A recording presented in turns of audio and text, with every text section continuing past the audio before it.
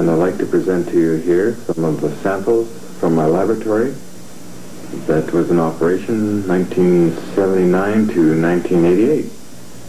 And I would like to start with that my laboratory was a Tesla type of laboratory, incorporating various other technologies of Van de Graaff and RF generation equipment and nuclear equipment, weak nuclear forces.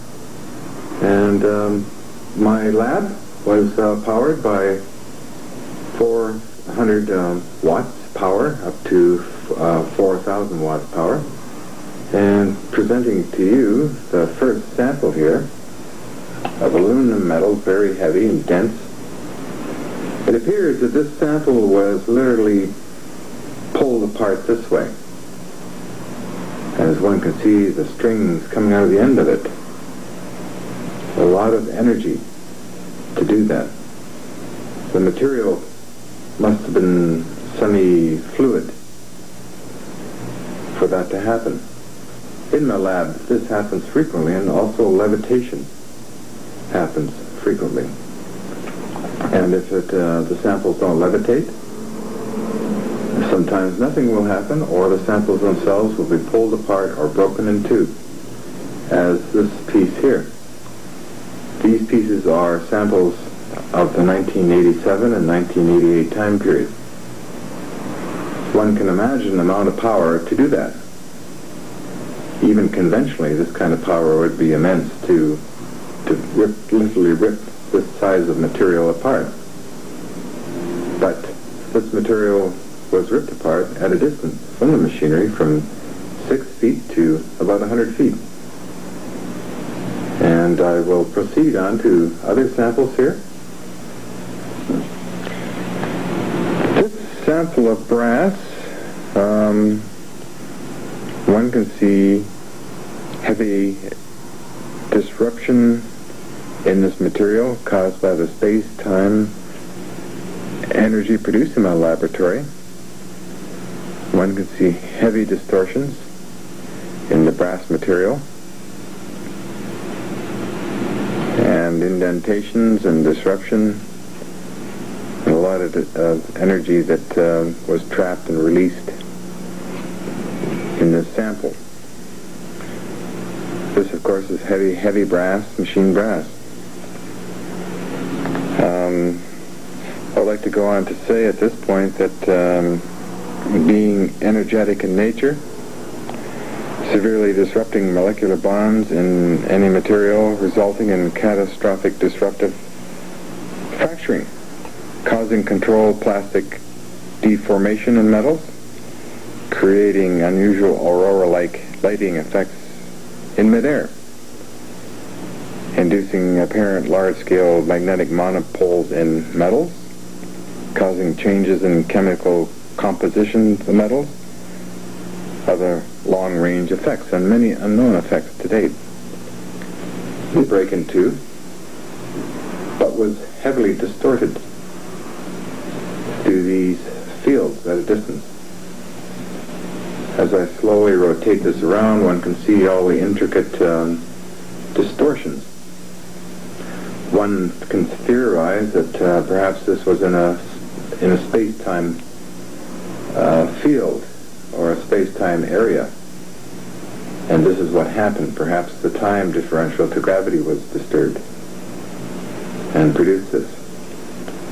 Of course, one can look at the works of Vallée and see some of the parallels in that type of research in the models, in the mathematical models. Sometimes our samples will turn transparent, and on analysis of a particular sample by the government of Canada, we found that some of these samples were transparent, where one could actually see through it. This is on mini-8 film. And how this sample came into being, one can see one sample actually went into another sample. This knife into this piece of aluminium metal. This piece was shaved down until it started to get onto the piece that was embedded in there. So theoretically and quite possibly this sample was transparent or fluid in time and space. Here, copper being very conductive and very dense and heavy, produced quite dramatic changes in the material itself. On many samples that were analyzed, we found the impurities in the atomic structure, or the alloys, congealed and formed pure atomic elements inside. So if this, let's say, had a mix of some sodium, perhaps, or phosphorus, these deposits would be found in the material in one location under X-ray dispersion analysis and scanning electron microscope analysis. And some of our metals have actually been transmutated to another form of material, analyzed at various laboratories around the world.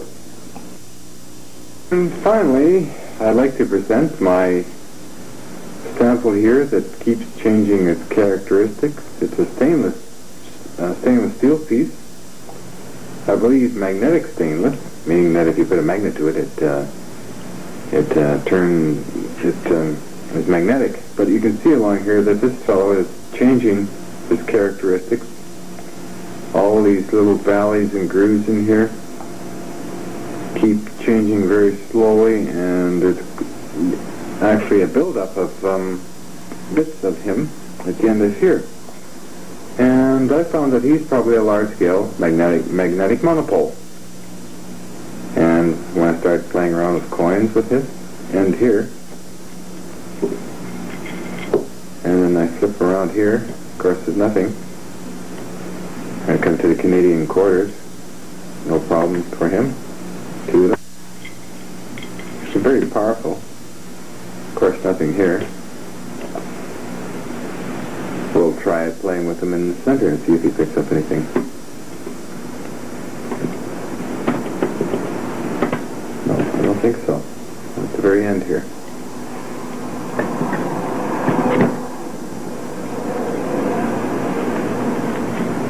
So, sort of ending on that note,